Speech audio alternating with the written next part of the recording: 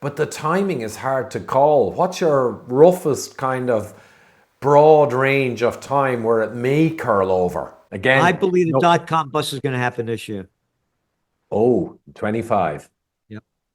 Hey guys, hugely popular podcast I had a few months ago with Gerald Celente of Trends Journal. So I just had to get him back on again. Now we're post election, a lot of crazy stuff going on. Here we go, Gerald. Great to see you again. Oh, thanks for having me on. Oh, it's a pleasure and a privilege as always. So, hey, we might just get straight into it rather than me asking questions and maybe give your overview of what's happening at the moment in the world's trends, particularly America, I guess, given that's kind of driving a lot of the world's activity at the moment. I've been at this for 45 years. I have books, best-selling books, Trends 2000, right? Mm. Trend tracking, far better than Megatrends, Time Magazine. Never, never, ever, ever, ever was one of my top trends for the new year a wild card. And there's wild cards being played like nobody can predict what's going to happen. It's the Joker's wild. And the guy who calls himself the king of trumps, is dealing a lot of these cards. So you don't know where it's going to go. In the Bronx, we used to have a saying, bullshit has its own sound. Let's go back to Trump. I get elected, I'm going to end that Ukraine war in 24 hours. It's a little over a month you're in office. It hasn't ended. You said 24 hours. Oh, no, I didn't. I said after, and I said, when I won the election, I'm going to end that war before I get into office. Wait a minute. You said you're going to end it before you got into office. You said you're going to end it in 24 hours. And now you're talking about doing a minerals deal. Let's go back to another one. I get elected. My first day in office, I'm going to put a 25% tariff on Canada and Mexico. Gets into office. I'm going to wait 2 more weeks. February 1st, I'm going to do it. February 1st comes, put tariffs. 25% on Canada, 25% on Mexico. 3 days later, he took them off. I'm going to put him back March 4th. As I said, the Bronx used to have this saying, bullshit has its own sound. We don't know what he's going to do because he says what he says and does what he does, what he wants to do.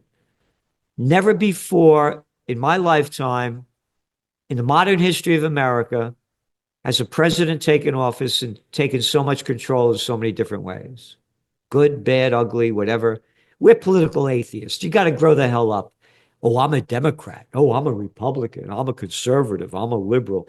How about you're an open-minded person and you don't lock yourself into a little gate? Could you figure that one out? We look at things the way they are, not the way we want them to be. So we call it as it is. So right now, it's the wild cards are being dealt. But I'm going to tell you one that nobody's talking about, or very few. A dot-com bust. Tracking trends is the understanding of where we are, how we got here, and where we're going. And I say opportunity misses those who view the world through the eyes of their profession. So let's take a global look at it and make connections to see why this AI bust is going to happen. About a month ago, who the hell ever heard of DeepSeek? Oh, DeepSeek came out. Hey, we don't need those big NVIDIA chips. No, we don't need all that energy to make these chips.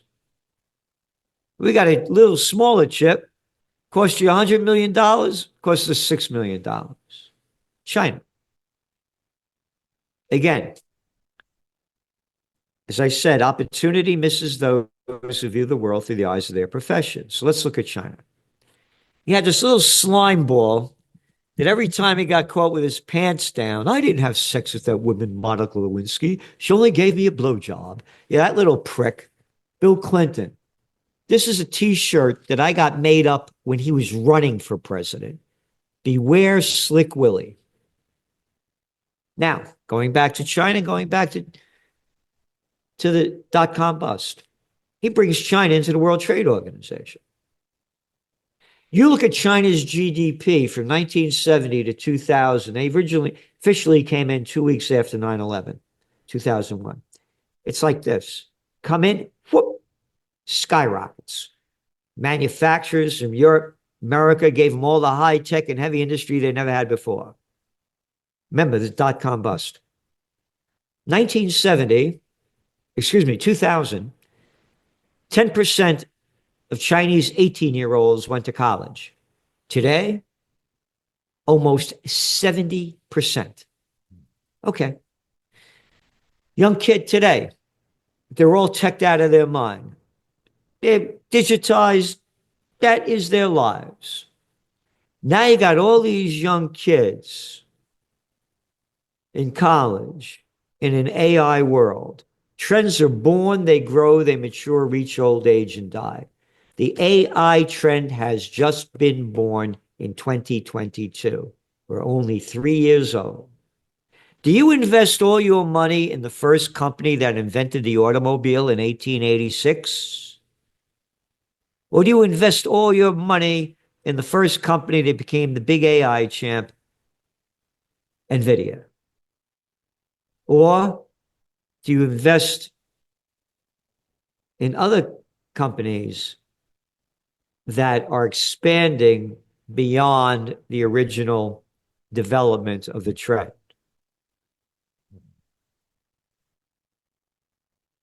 Last week, President Xi of China brought together a bunch of the top AI guys, high-tech guys.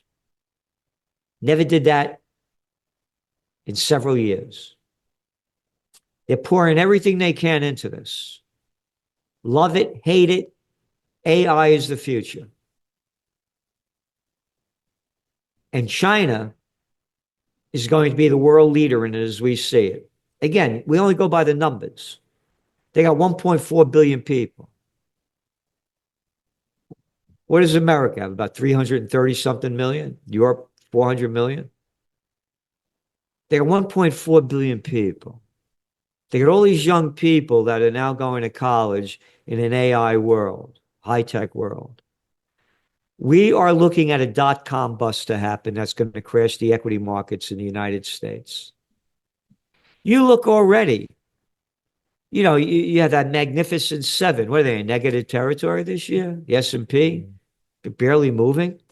Oh, European stocks are doing better. A big deal because they lowered interest rates.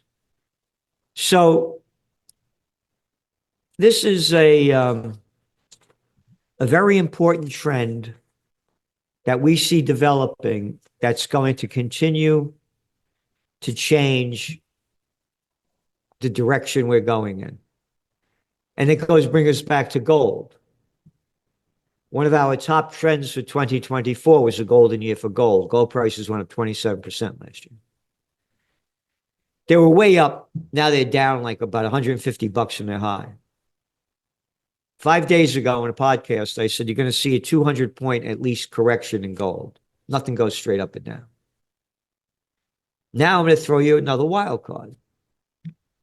Trump is saying, and Musk, we're going to go into the Fort Knox and see how much gold we got there. What am I, 6 years old? You haven't been in there yet? Who you bullshitting?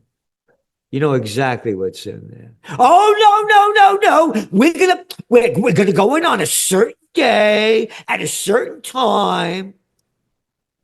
They know what's in there. So I'm gonna throw you a wild card. Once upon a time, when I was a young guy, about 17 years old, my father, may he rest in peace, tells me his story. He said, I was dating your mother back in 1933. They got married in 34. I go over to your grandfather's house. I go in there. He's packing up all his gold. He had a load of gold coins.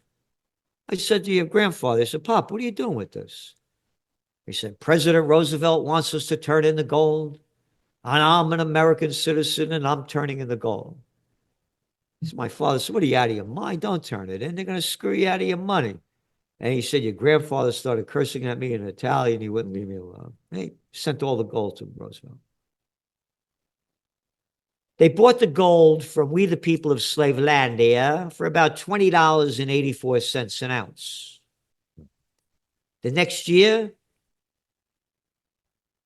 the Gold Reserve Act or whatever they called it, they increased the price of gold 70%, $35 an ounce. They screwed the people out of the money and raised the price. United States has a $37 trillion debt. When you put the real numbers into it, it's about $220 trillion. I believe there's going to be another trump card played. Fort Knox is loaded with gold. We got more gold than anywhere else in the world. And we're going to raise the price of gold. We did it before and we did it again. And they're going to do this to say we got enough money to cover our debt level. That's a wild card that may be dealt.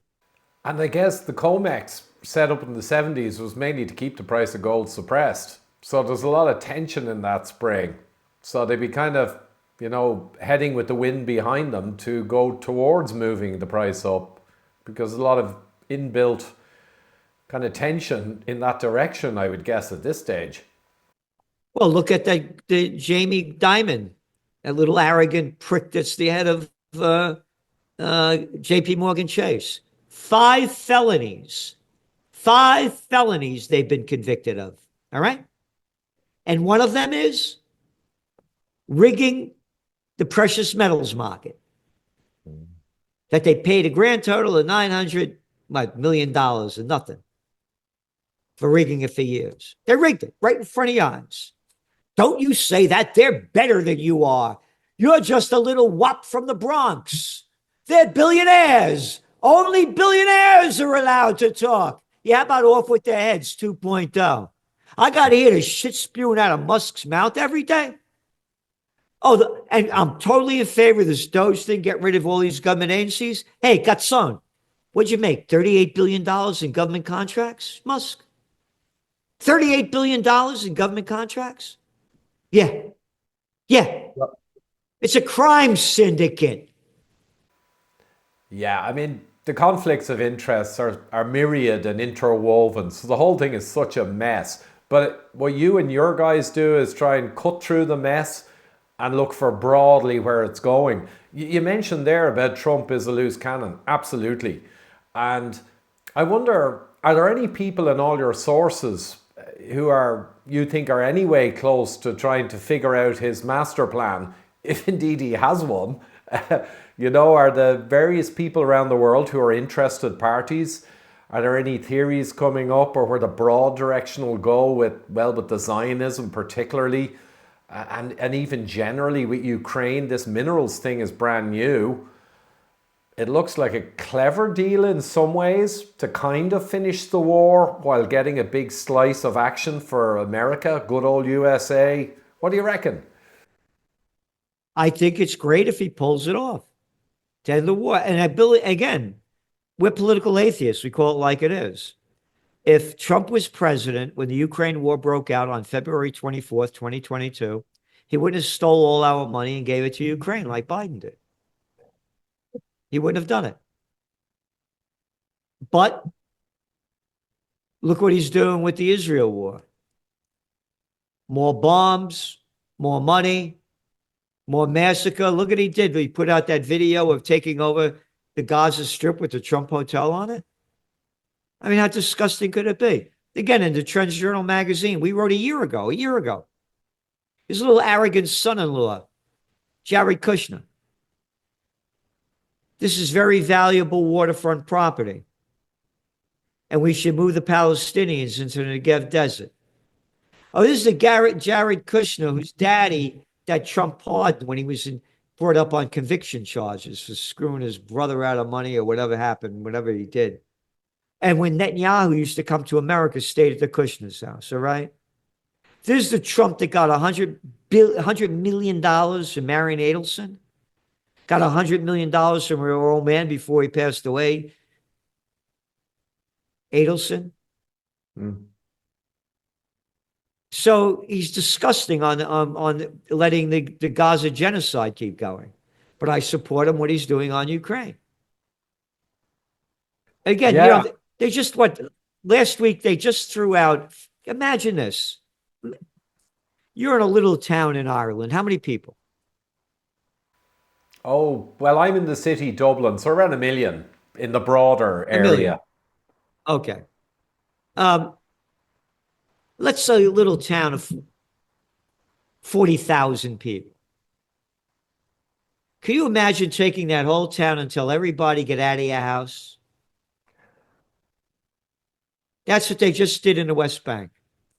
Threw out 40,000 people out of their homes. Oh, the West Bank? Oh, settlers? Who are you talking to? What settlers? Colonists stealing land in violation of the Geneva Convention and Article 242 of the United Nations? You have no right being in there. And save your crap. I don't want to hear this bullshit that God gave you this land. Oh, no, no, Celente. God told Abraham 3,500 years ago.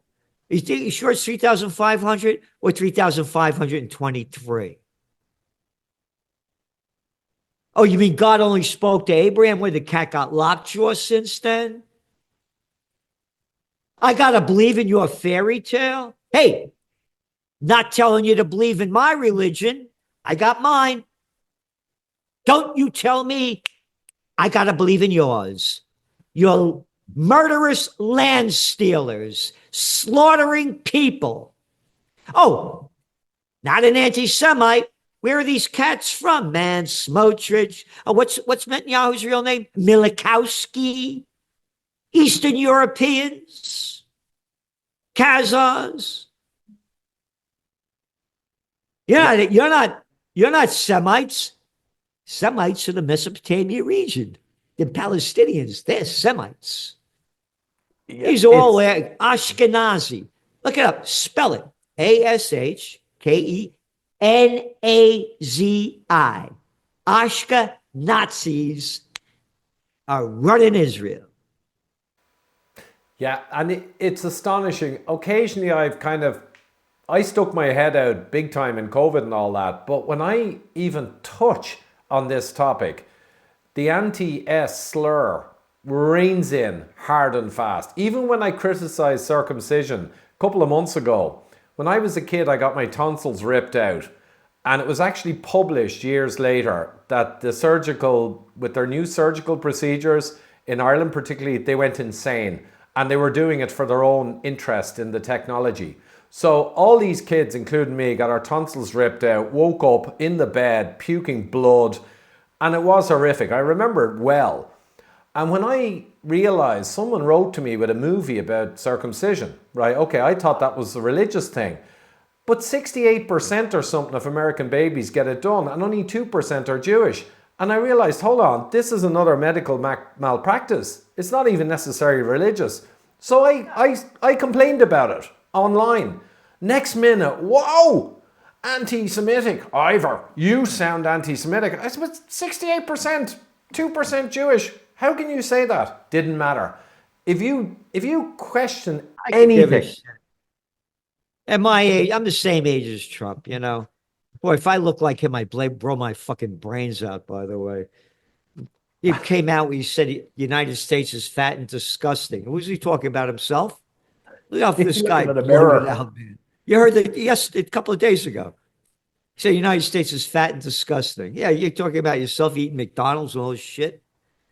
Again, yeah, they make this shit up. Like you said, it's so anyway, we're going into a wild time. Never before have you seen a president pass so many executive orders, doing anything he wants. And it's a freak show. And again, all the billionaires are in the show. Loaded with billionaires and clowns from Fox. Look at all the clowns from Fox. But fucking shithead. I used to be on Fox. I used to be on everybody at one time. They got me off because I won't swallow shit. You know, like on the Doge stuff, on the Ukraine stuff, on the anti-woke stuff, anti-DEI and all that madness, there's a whole load of stuff that, to be honest, a lot of people on my side of the house and a lot of followers of me are kind of grateful that something in the right vector or direction is happening under Trump. But then, as you say, there's other things that are more kind of sinister. He's in the club, and the Zionist stuff. You know, it was argued, Gerald, I saw someone recently, and I was wondering when this would come up. They're arguing that he's playing kind of clever boxing with the Zionists, and he's getting a bit of quid pro quo, but he's not totally behind the Zionist thing. Do you think there's a possibility of a little bit of that gameplay? By their deeds you shall know them.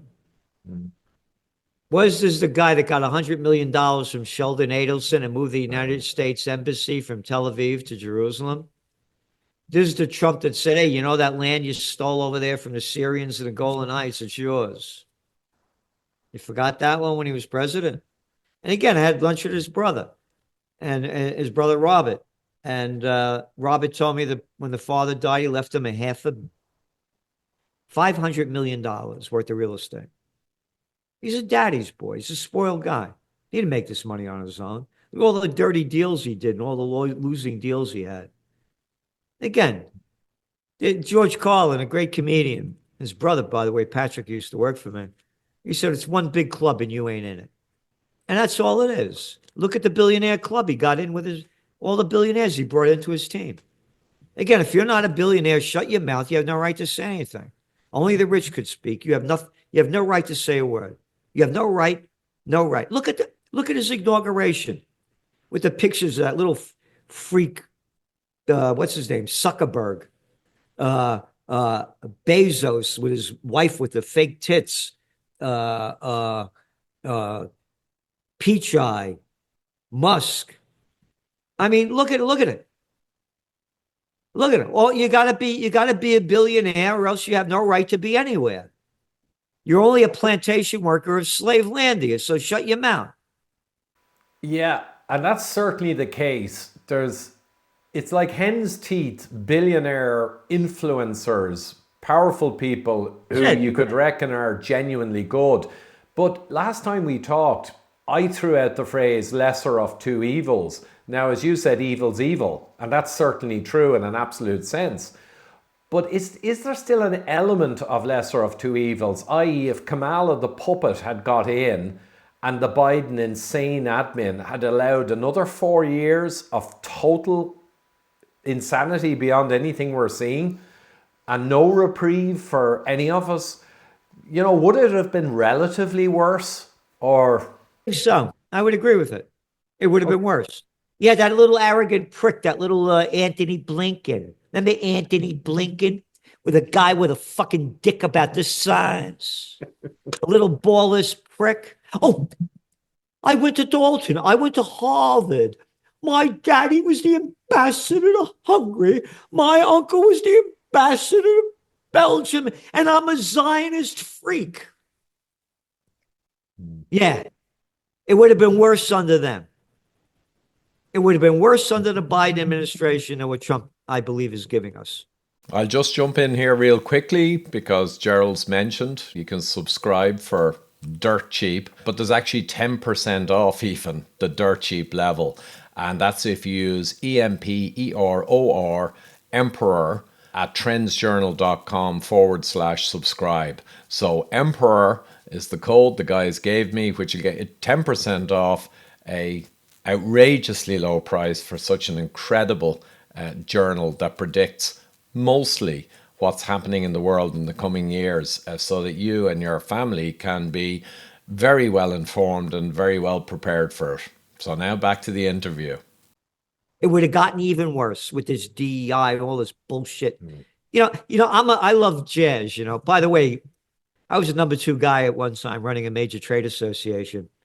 And when I tell you I love jazz, and after our trade show, we put on an event for the people who came. And I took over the Atlanta Convention Center and put one on with Ella Fitzgerald back in the 70s. She said to my former wife, you look like my goddaughter Carmen. I took over the Superdome, put on Dionne Warwick.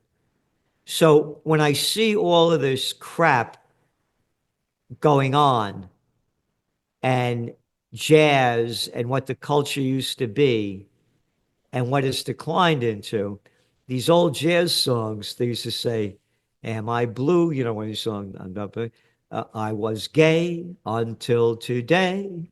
Gay? What do you mean you were gay? Gay used to mean happy. You listen to all these old songs, gay used to mean happy. Not anymore. Not anymore. You know, I can give a shit what you want to do, man. But don't tell me I got to be proud of it and I got to have a fucking parade for you if you want to get screwed up the ass. I don't care. But gay isn't happy anymore. You know, I've always said that, or at least the last several years, and we noticed it, me and my corporate management buddies, we noticed it 10 or 15 years ago starting. And the irony was that 30 years ago or 40 years ago when I was young, there was terrible prejudice against people who were homosexual. And I never agreed with it. I was very uncomfortable with it. You know, it was bad. And then it all got fixed. We got gay marriage around 20 years ago. Everything got fixed and everyone was fine. And only after everything was resolved, there was no problem. Then the gay stuff began to come down our throats, if you pardon I the know. pun. And then Listen, trans. And you tell know, me about it. I mean, I'm a city guy, man. I remember when it happened back in the 70s. My best friends, you know, may rest in peace. You know, I mean, it was wild as could be. Nobody cared. It was great. Come on out, man. Rock and roll. You know, we were hanging out, we're having a good time. Then they all of a sudden, you guy got to look up to you. You know, take it easy. I don't want to hear this shit. But anyway, yeah. you listen to the old music when I was gay. And again, going back to AI and going back, they say in the King James Bible that the meek shall inherit the earth. They misspelt it. The geeks have inherited the earth. All the styles Technocracy. gone, man. Look at these. Look at they dress like shit, look like shit, talk like shit, and sell shit. The music sucks. All synthesized crap. Again, I mean, when I tell you, yeah, Van Morrison, you heard of him, right? Oh yeah, he was actually, he's Irish of course, and he was amazing during the whole cerveza sickness, the COVID nonsense. Brought out songs against the lockdown. Total hero. And him and Eric Clapton and only a couple more stood up. And all the other entertainers and big names, you saw them. They all kept their head down, only interested in the money. So Van Morrison wanted to meet me. And the guy who's his guitar player, John Patania, they were out in California. He said, I know Celente. He said, I knew him from years ago. And so I met Van Morrison, I think it was 2023, at the Forest Hill Stadium down in Queens. He was doing a gig. We were together a couple hours. And John Patania came over to visit me. And I got cassette tapes back from the 70s, 80s, and 90s that I used to get off this radio station where this guy used to play. He goes, this is rock and roll, not the Beatles, not the Rolling Stones, not Elvis Presley. This is rock and roll from 1946 to 1952. My generation, and I was the youngest of five, my older brothers and sisters never heard of this music. They called it race music. It was only on black radio stations. In those days, there were thousands of radio stations. Remember, 1946, America's at the height. We won World War II. We're at the height. They call us the baby boom generation. You know why it was a baby boom? Rather than getting your brains blown out, you're fucking your brains out. All these songs are about getting high, getting laid, and getting drunk. They are a riot. Smiley Lewis, Red Price Sock, never heard it. Nobody's ever heard of these people. Anyway, going back to Van Morrison, John Patani is hanging out with me. I'm playing him this music. Remember, this is a guitar player. He said, Gerald, what you have here is a treasure nobody's ever heard. That was the spirit of America. That's the America that I grew up in, that I love, and that I fight for that freedom. And I launched Occupy Peace, as you know. I just don't talk. I'm in Kingston, New York. Excuse me. I own three of the most historic buildings in America. The seeds of democracy was sown here. This was the first capital of New York State. It was the third Dutch settlement. The British burnt it down after the Battle of Saratoga. I go to jury duty, and the guy putting on the show said, "You see that picture over my shoulder? That's John Jay." John Jay was the first Supreme Court judge of America, was a judge right across the street over here. These are the only four corners in America with pre-Revolutionary War stone buildings, and I own three of them. I was looking to leave the country. Making a long story short, I realized I couldn't run away because I'm only me, because I'm a Napolitano, born in the Bronx, born to be free. I bought these buildings because the seeds of democracy were sown here. You be who you want to be. Don't tell me who to be. Let's get this straight. And again, there's no place in America like the Bronx. Nowhere. I was a premature baby. I was in an incubator for a couple of months. My brother's all over 6 feet. My sister's 5'10", father over 6 feet. I come home crying one day. I'm a little kid. My father said, "What are you crying about?" I said, "Got beat up." She don't come home crying. And he walked away from me. I became the toughest kid. I was the smallest. I was the fastest. I'm on you right away. That was the Bronx. You be who you want to be. Don't you tell me what to do or who I should be. And that is the spirit of the human nature. Not some little political pieces of shit telling us what to do. Little pieces of political shit telling you what to do. Stand 6 feet apart. You know, that triggers because I didn't realize I was a maximal libertarian until 2020 and the nonsense really started. I was always quite outspoken, but then I realized my hatred of the governmental interference and all the 6 foot and everything else, it went off the scale, and I realized, wow, and I discovered I was a major libertarian without realizing it. But do you see, Gerald, in a sense, there's a positive side at the moment that as the DEI and all the other madness and the gay stuff and the month-long celebrations, and I could go on all day, that's getting a serious knocking. There is a feeling that society, the American way, is coming back. I mean, healthy masculinity is kind of coming back. They tried to kill it. Toxic masculinity, they tried.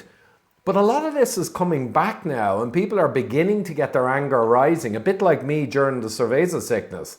I realized who I was during that. I was a person of principle. I'm going to stand up, I'm going to take risks, because this is important. This is something to fight for. There's a lot of that element bubbling up now, which is kind of positive, without being overly naive. It is. And by the way, here's the other deal. There's never been a better time for a third party in America. Trump is the Republican Party's shit. It's only him that's there. The Democrats, they're dead as shit. There's never been a better time. And Trump ain't going to be if ever. There's never, ever, ever been a better time than now. But here's the deal. You can't do it without money. You want to run for president? I need $1 billion, all right? And to me, the best way that things could change is with a renaissance. Bring back the true spirit of the American people, of what this country used to be when the world wanted to come here. There's an article. Let me see if I have it here. While you're looking, actually, in Europe, where it's slightly less money oriented politically, we're seeing the rise of the so-called far right, like the AfD in Germany and many other countries. Of course, they're not far right. At best, they're centrist. It's just the extreme left has taken over and moved the Overton window. But there is a lot of rising in Europe and even the UK, where it's less money requiring than America. Obviously, money is still powerful. So that's a little bit more positive too, but we got to see where it goes. You got to have money behind it. Again, it can't do without money. As we say, money talks, bullshit walks. You got to have money. If the billionaires, imagine if the billionaires gave us $1 billion for our Occupy Peace movement. Yeah, but that's a problem I've seen even since the COVID era. Even sympathetic billionaires are scared to be caught funding certain Oh, they only care areas. about themselves. Yeah, well, One of my ultimately, one of yes. my tenants, one of my tenants at the 1763 Dr. Jensen House. I have the 1774 Academy, the 1763 Dr. Jensen House, and the 1750 Franz Rogan House. Was Warren Buffett's son Peter for over a decade. I had Ralph Nader here, I had Judge Napolitano, Scott Ritter, one after, never gave me a penny for peace. Mm. Right? Daddy's War is where the money is. the Medici's made the Renaissance happen. Didn't happen on its own. You got to have the money behind it. There's an article that just came out about 2 in 5 Americans. It's like I think it's like I think it was 17% of the Americans want to leave the country now. And Europe, once upon a time, everybody wanted to come here. That's not the trip anymore. Australia now for Irish young people, I mean, doctors, nurses, professionals, they're heading to Australia, which in my mind, it might be attractive in some ways, but we saw what happened during the COVID thing. Oh, they were the worst. They were among the worst. I look, Dangerous. the Trends Journal. This is the cover of our magazine. The COVID war broke out in January 2020 in China on their Chinese Lunar New Year, the year of the rat. Our magazine, January 28th, coronavirus, 106 dead in China. Our next line, 1.4 billion still alive. What are you telling me this shit for? Yes. Oh, I was in those wars with all cause mortality increase, and it's bad flu season, severe flu if you push it. It And was only this, killing, again, the numbers. The World Health Organization called it a pandemic on March 11th, 2020, when the grand total of 4,219 people died out of 8 billion.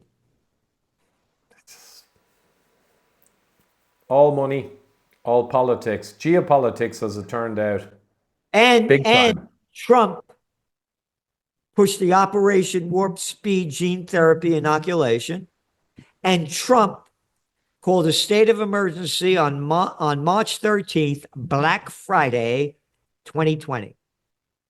And when Biden and Harris were running against Trump, they denounced Trump for pushing through this vaccination that hasn't really been factually tested. And then when they got in, they pushed it even more than Trump. Of course. All scamsters, absolute fraudsters, the whole lot of them. I mean, they are the shit on our shoe, Yep. as you so eloquently often say. They're dog shit. Yep. But By the and I way, know you wanted this to is, keep. Oh yeah, I'm go sorry, go ahead. on. No, go on. What were Oh you going no, to say? sorry. Go for it. All right. This is the Trends Journal. Could you see that? Yeah, .com this. We had forecast the .com bust. That was when it used to be a quarterly. Now it's a weekly, about 200 pages for a grand total of what? $2.26 a week. If they go to you, they get a break. We called the .com bust. We said it would bust by the second quarter of 2000. It did. For the same reason now. It was the beginning of the internet revolution in the mid no, 1994 really started breaking out. And everybody starts investing in all these new startups that didn't make any sense. Again, trends are born, they grow, they mature, reach old age, and die. The internet revolution was just born. And people started over investing and making up stuff in all these other companies that made absolutely no sense. We said it would bust by the second quarter of 2000, and it did. The NASDAQ went down 80%. We're on that verge. We're on the verge of a .com bust. And another thing that no one's talking about, and that is the office building bust. We're talking about the COVID war. Get back in your house, you can't go to work. Your office vacancy rate in the United States, vacant, nobody in there, according to Moody's, 20%, nearly 20%, 19 and change.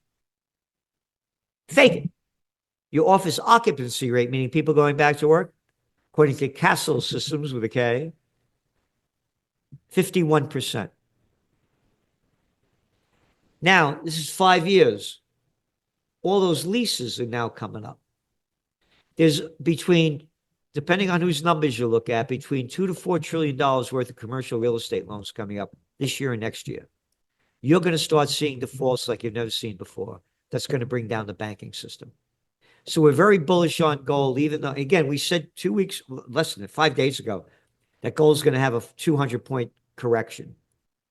And it's about a 150-point correction as we're talking now. Nothing goes straight up and down. But we're very bullish on it. We don't tell people what to do. We just give the advice. We don't give financial advice. We give forecasts. So we're looking for a bank, the office buildings to go bust.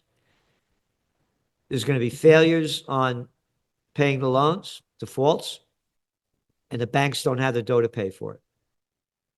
And we might actually finish on that broad point. It's impossible to time what's going to happen usually because there's wild cards in there. But the timing for this long-awaited curl over of the S&P, and we don't know how big it'll be, though you might guess at how much of a percentage drop. But the timing is hard to call. What's your roughest kind of broad range of time where it may curl over? Again, I believe the dot-com bust is going to happen this year. Oh, 25. Yep. And Yeah. it's a toss-up with the office building bust this year or next. But you're going to start seeing the damage hit this year. Go back to 2023. 3 banks failed in America: Silicon Valley Bank, First Republic, and Silicon, First Republic. There was another one. Silicon Valley, First Republic, Signature. 3 banks brought down the equity markets and gold prices. Boom. That was 3 banks. Now you're going to say 300 banks. Yeah. 25, 26. I think that's the best shot at a guess. And the correction amount, again, this is chaos theory almost as to what the correction amount might be on the downside. But I hear 30 to 50% would be a reasonable range potentially. Yep. And again, they're going to do everything they can to lower interest rates. Trump's did it before. Go back to 2018. The Dow had its worst December when Trump was president since the Great Depression, 1931. He forced Powell to lower interest rates. He lowered them in January. It's one big club. Who was our former Fed head? Ms. Fatchabrut, Janet Yellen. The former Fed head was our Treasury Secretary under Biden. It's like the revolving. It's Yep. like the revolving door with the FDA and Big Pharma. I mean, it's just comical. They're laughing at us, of course, the scumbags, as they rotate the FDA head into Pfizer or Merck. I mean, but the NPCs are non-player characters, the normies. We've still got a majority of people who are clueless, who actually believe the newspapers when they should be reading Trends Journal, of course, for $2 a week. What did you say, the Wall Shit Journal? How much does that cost compared to $9 a Trends? day. Today, I have to read all this stuff. Like, I'll give you an example. We're talking about the Israel war. We subscribe to Haaretz, the Israeli newspaper. We pay. We don't have to pay, but we go to Times of Israel, Jerusalem Post. I want to hear what they have to say. We go to ISNA, IRNA, Press TV, Tehran Times. Got to hear what the Iranians have to say. We go to Arab News, Middle East Monitor, Al Jazeera. I want to hear what the Arabs have to say. We go to DW. We go to Euronews. We go to France 24. We have to hear on and on. We go, what's Europe saying? So we look at what everybody's saying. We don't give you one side. And we say, this is what they're saying. This is our analysis. This is where we see it going. Nobody does that anymore. Nobody. Yeah, got a great response at our last interview. People hugely enjoyed it, and it was a massive view numbers, which is always delightful to see. But I think that's the key point, that Trends Journal for me, you can't get it correct all the time. And I think you stood up on the election. Wild cards were in there, and you did a big feature on why you didn't quite call it correct. But that's honesty. But the thing is, compared to all the other news services, which I wouldn't piss on, a couple of books a week, you get all of the world's news outlets, all looked at, balanced view, all analysed by great analysts, and the best kind of path forward, or probable kind of pathway forward in the world, is charted out. It's kind of as good as it gets, is the phrase I might use. Thank you. Yeah, you don't get it right all the time. You're a human being. And again, going back, we did that on data. That the back then, and the election going on, consumer confidence kept rising 4 months in a row. 2022, we had an inflation rate of 9%. Biden's ratings were in the toilet. The Republicans did terrible in the midterm elections because of the abortion issue. We thought that would be the major issue again because it was before. It wasn't. So, but we just go by what was. And going back to what I was saying about what we're giving the people, $5 a day for the Wall Street Journal. So I said we read all these things, right? And like, for example, this is just to show you.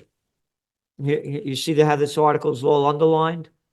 Oh yeah, hold it there. I'll unpin my so it goes high definition. Yeah, is it upside down? No.